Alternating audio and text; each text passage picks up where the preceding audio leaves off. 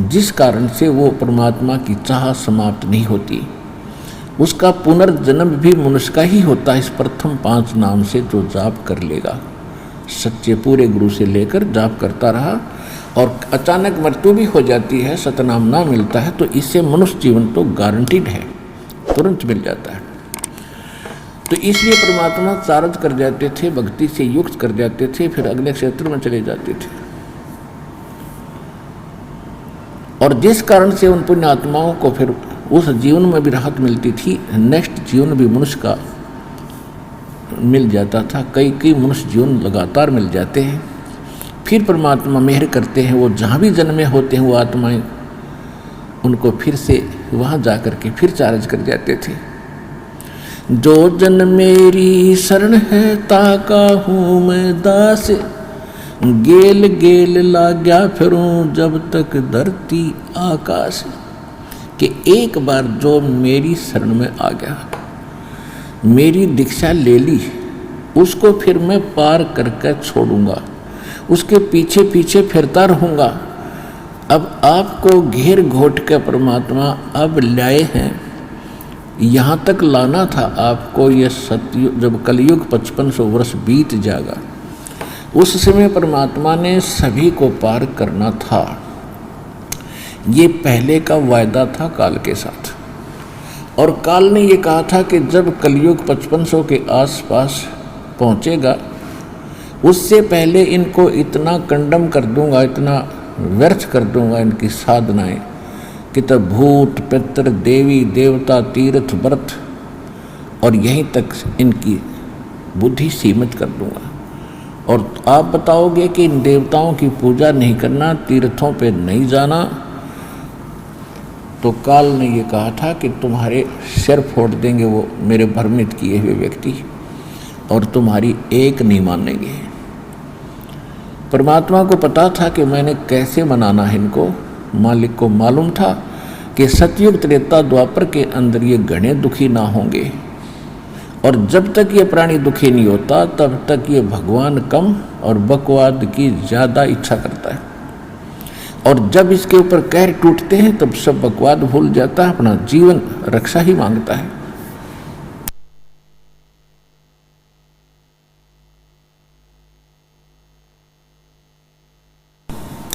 तो इस समय के लिए भक्ति को जीवित रखने के लिए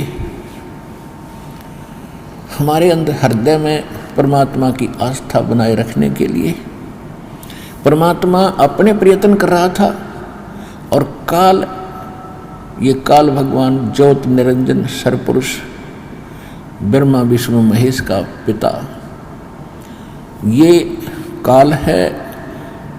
और इसका उद्देश्य है जीव को भ्रमित करके ऐसी साधना करवाऊं जिससे इसको कोई बेनिफिट भगवान का ना हो, और अंत में ये विकारी बन जाए, गोटी सूटी लावे, चोरी करे, रिश्वत ले, मिलावट करे, अपने कर्म फोड़ ले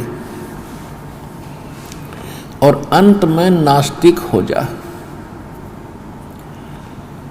पुण्यात्मा, इस दास ने दोनों जमाने देख लिए। छोटी सी आयु में 9-10 वर्ष का जब था, उस समय का व्यवहार भी देखा लोगों का, उस समय के विचार भी देखे, एक दूसरे से प्यार भी देखा। और सन 1960 के बाद आज तक कितनी गिरावट मानवतावाई, ये भी मेरे समक्ष है। परमात्मा की आत्मा मेरी जागृत हुई, धीरे धीरे दुआ सुनते ही कर रहे थे सारे के चला दिया यो।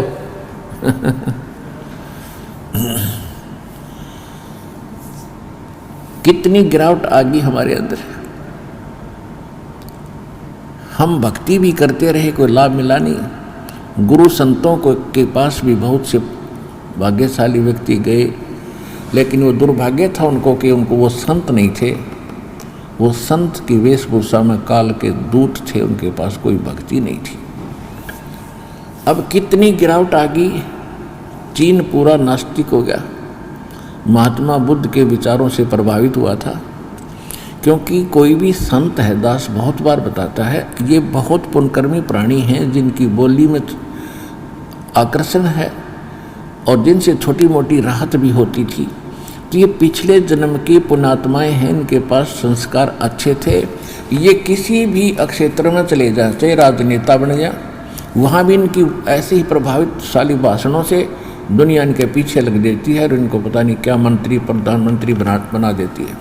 ये होती अच्छी आत्माएं, पुण्यकर्मी प्राणी होते, लेकिन सत साधना ना करके ये पिछली बैटरी जब तक इनकी चलेगी, पुनों की चार्ज है, पिछले जन्म की भक्ति है, तब तक ये कुछ भी किसी क्षेत्र में जाओ वहीं इनका तैल का माचेगा और अंत में इनको ऐसी भीड़ बनेगी, ये याद रखेंगे, बैटरी डिस्चार्ज होगी, उसकी अक्षमता, उसका समय सीमित है और उसके बाद इनकी वो दुर्गति होगी, ये संभल नहीं सकेंगे असंख्य जन्मों तक। तो जैसे महात्मा बुद्ध स्वर्ग से आई हुई आत्मा थी, राज्य भी त्याग कर परमात्मा की, क्योंकि जो स्वर्ग में सुख है यहाँ के राज्य में है ही नहीं, तो उस आत्मा को ताज़ा ताज़ा आभास था कि ये सुख नहीं, उसको भी छोड़ दिया, भक्ति करने लगा। गया में वट वृक्ष के नीचे इसने वो हठ योग किया जो बिना सिर पैर का था, मर गया होता इसकी तो जान बचा दी, एक माई ने उसको खीर खार खिला दी, थोड़ी बहुत जान बच गई। फिर इसने अपना अनुभव, अपनी बकवादा पकड़ दी और उस आधार से लोगों को ज्ञान बांटने लग गया।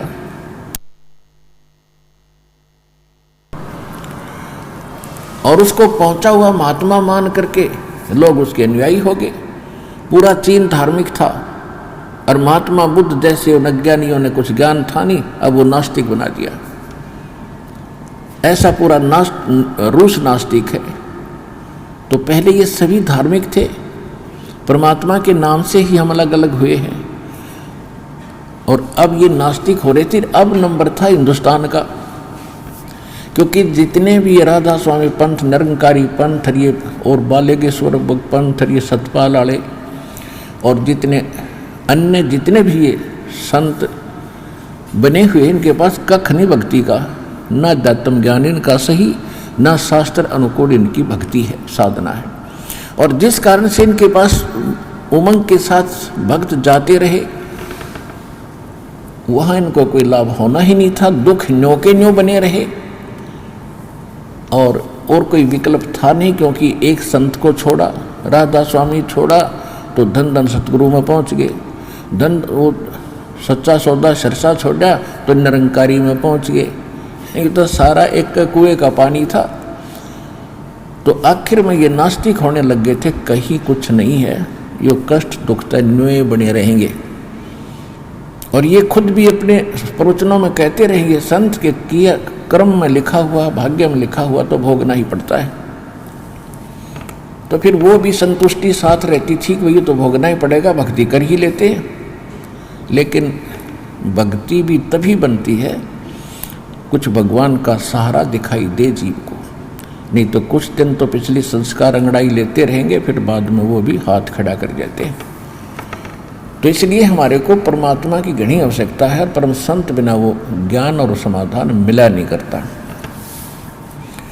तो परमेश्वर स्वयं आते हैं उस यथार्थ ज्ञान को देने के लिए। ये हमारे इतिहास भी गवाह, हमारे वेद गवाह हैं और परमात्मा ने जो लीला की है वो हमारे समक्ष है। उसके विषय में वो संत गवाह हैं जिनको परमात्मा मिले हैं और हमारे वेद गवाह हैं परमात्मा कैसी लीला किया करता है। वेदों को हम सत्य मानते हैं, वेदों को हम सत्य मानते हैं कि उसमें जो लिखा है भगवान की लीला सही है। तो वो लीला की किसने है? तो वो परमात्मा है। इतनी सी बात है। जब तक हम परमात्मा को नहीं जानेंगे, पहचानेंगे कौन है, तब तक हम दृढ़ नहीं हो सकते। दृढ़ हुए बिना हम मुक्ति नहीं प्राप्त कर सकते। श्रीमद् भगवद गीता अध्याय नंबर 2 के श्लोक नंबर 53 में कहा कि अर्जुन, जब तेरी बुद्धि भिन्न भिन्न प्रकार के भ्रमित करने वाले वचनों से हटकर और एक तत्व ज्ञान पर टिक जाएगी, दृढ़ हो जाएगा, तब तो तू योग को प्राप्त होगा, यानी भगत बनेगा। तब तो तू दीक्षा प्राप्त करने योग्य होगा। तो इसी प्रकार दास का उद्देश्य यही है कि सबसे पहले आप जी को इतना दृढ़ कर दूं, पर एक एक केंद्र पर, एक एक बिंदु पर 6-6 प्रमाण दिखाता हूँ कि ये भगवान है और ये प्रमाण है, ये भक्ति के मंत्र हैं और ये इन महापुरुषों को इससे मोक्ष हुआ और ये हमारे वेद और गीता में प्रमाणित है। और ये भगवान जो लाभ देता वो आपको हो रहे हैं। तो ये 3 पॉइंट हैं परमात्मा को पहचानने के लिए। और जब आपको ये तीनों खरे उतर जाएंगे तो आप अपने आप भगत बन गए, फिर डगमग नहीं होना। काल की एक चाल है कि किसी ना किसी सिरफिरे को भेजेगा, पहले कभी नहीं आया होगा। जैसे कोई रोगी यहाँ आता है और दीक्षा लेता है, दीक्षा से पहले हम उनको 100 बार समझाते हैं ये मर्यादा है, ये नहीं करना, ये नहीं करना, झाड़े नहीं लुआने और पूजा नहीं करनी, जो हम बताओ यही करनी। यहाँ तो मान लेता है क्योंकि दुखी है, घर जाता है उसको पता चलता कहाँ गया था काल के दूत को, कैसे ऐसे सतलोक आश्रम बरवाला जिला हिसार से दीक्षा लेकर आए हैं। वो कहता नहीं नहीं वहाँ चलो, वहाँ झाड़ा लगते ठीक हो जाता है। वो वहाँ ले जाता है क्योंकि रिश्तेदार है।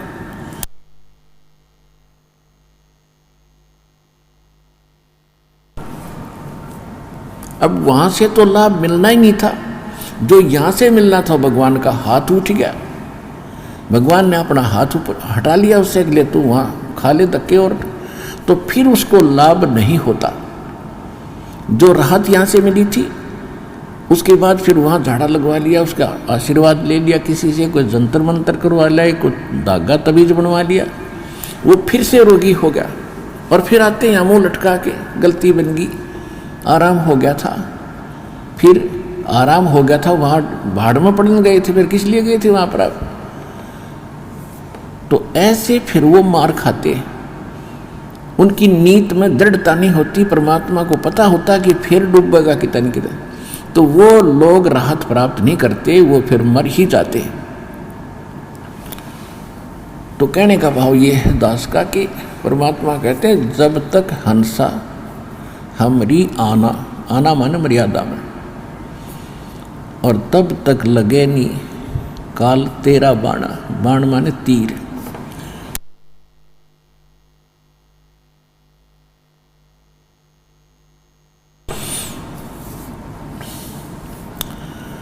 तो परमात्मा जगह जगह जाकर के ज्ञान सुनाया करते थे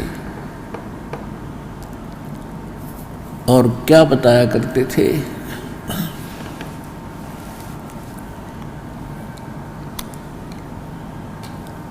मन ने की कर ले 2 दिन का मेहमान, मन ने की कर ले 2 दिन का मेहमान, मन ने की कर ले 2 दिन का मेहमान। कहीं खड़े हो जाते परमात्मा, किसी बाजार में, चौराहे पर, किसी गांव की गली के मोड़ पर, और फिर सुनाते थे मन ने की कर ले 2 दिन का मेहमान, मन ने की कर ले 2 दिन का मेहमान। भाई जोरू लड़का कुटुंब कबीला, 2 दिन का तन मन का मेला। जोरू लड़का ये कुटुंब कबीला, 2 दिन का तन मन का मेला। अंत समय उठ चले अकेला, तज माया मंडाने, मन ने की कर ले 2 दिन का मेहमान, मन ने की कर ले 2 दिन का मेहमान। भी कहाँ से आया कहाँ जावेगा, तन छूटे तब कहाँ समावेगा। कहाँ से आया कहाँ जावेगा, तन छूटे तब कहाँ समावेगा।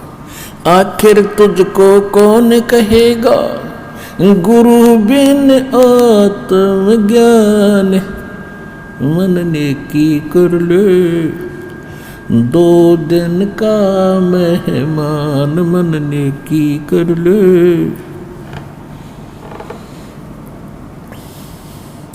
कौन तुम्हारा सच्चा साई, झूठी है ये सकल सगाई। सगाई मीन ये रिश्ते नाते आज कहीं जन्मा है, मृत्यु के उपरांत ना जाने कहाँ उत्पन्न होगा, कि इन्हीं के में उलझ कर जीवन व्यर्थ ना करे। कौन तुम्हारा सच्चा साई, यानी सत्य भगवान रियल गॉड कौन सा है ये जान पहले। कौन तुम्हारा सच्चा साई, झूठी है ये सकल सगाई। चलने से पहले सोच रे भाई, कहाँ करेगा विश्राम मन ने की कर ले, 2 दिन का मेहमान मन ने की कर ले, 2 दिन का मेहमान। हर हट माल पर गट जो भरीता, आवत जाव भरे और रीता। ये हर हट माल पन घट जो भरीता, आवत जात भरे और रीता। जुगन जुगन तो मरता जीता, करवा ले रे कल्याण मन ने की कर ले, 2 दिन का मेहमान मन ने की कर ले, 2 दिन का मेहमान। 184 की सह तरासा, ऊंच नीच घर लेता बासा। 184 की सह तरासा, ऊंच नीच घर लेता बासा। कह कबीर सब मिटा दूं रासा, कर मेरी पहचान मन ने की कर ले, 2 दिन का मेहमान मन ने की कर ले, 2 दिन का मेहमान। परमात्मा कहीं भी खड़े हो करके, क्योंकि अपने बच्चों के लिए अपने ही भटका करते हैं, और हमने काल की घुट्टी घनी पी रखी है भांग। कबीर साहब कहते हैं, कबीर ये माया अटपटी, सब गट आन अड़ी, किस किस को समझाऊं या कुएं भांग पड़ी। अब जैसे किसी ने कुएं में और 10-20 किलो भांग डाल दियो, उस कुएं के जल ने जो भी पीवेगा, चाहे 1000 आदमी पीकर चल पड़ो वहाँ से, तो सबकी एक जैसी भाषा, एक जैसी चाल, एक जैसी सोच हो जाती है। नशे में आपने देखा हो कभी, शराब के ठेके से बूटी ला कर जब निकलते हैं, चाहे 10 जने आ रहे हो लाइन में आगे पीछे, एक जैसी उनकी चाल होगी, ऐसे डगमगाते हुए, और ऐसे उनकी बोली होगी। उनको समझाने की चेष्टा करें तो चल चल अपना काम करें। तो कहने का भाव यह है कि हमने ये काल की माया की घनी भांग पी रखी है। हमारे को कोई भी मिला है, उसने यही ट्रेनिंग और ये शिक्षा दी है कि बेटा अपना करके खा, और देख उसने 2 कोठी बना ली, बेटा तुम भी अपनी बढ़िया कोठी बना। रिश्तेदारी में जाते हैं, वो भी पूछते हैं क्या करता है। अच्छा वाह भाई वाह, खूब तेन तो बहुत अच्छी कमाई करी, और फलाने के लड़के ने ऐसा कर लिया, उसने ऐसा बना लिया, 10 एकड़ ज़मीन खरीद ली। फिर हमारा वो इंजेक्शन ऐसा लगता, हम भी ने सोचा हम भी इतनी बनावा। तो ये ट्रेनिंग देने वाले तो आम संसार में घने मिल जाएंगे। यहाँ परमात्मा कहते हैं, काया तेरी है नहीं, ये माया कहाँ से हो, चरण कमल में ध्यान रखो, इन दोनों को खो। खोना माने भूल जाए इनको, यह काया भी तेरी नहीं, और ये अरबों खरबों रुपये भी जोड़ कर धर दिए रुपये, ये तेरे नहीं। जब तेरी बॉडी नहीं है तो भले आदमी या कोठी कैसे तेरी होगी। तो इतनी अकल हमारी मारी जा चुकी है अज्ञान के कारण कि हम वास्तविकता भूल कर नकली काम में जुट गए, दृढ़ हो गए, और उससे हटाकर रियल काम पर और वास्तविक कार्य पर लगाना अब परमात्मा के लिए कितना कठिन हो गया। लेकिन परमात्मा के लिए कठिन नहीं होता, वो चाहें तो एक पल में कर दें, लेकिन हम कैसे मानेंगे उनको, वो फार्मूला अपनाना पड़ता है, क्योंकि हम सब इच्छा से यहाँ आए हैं।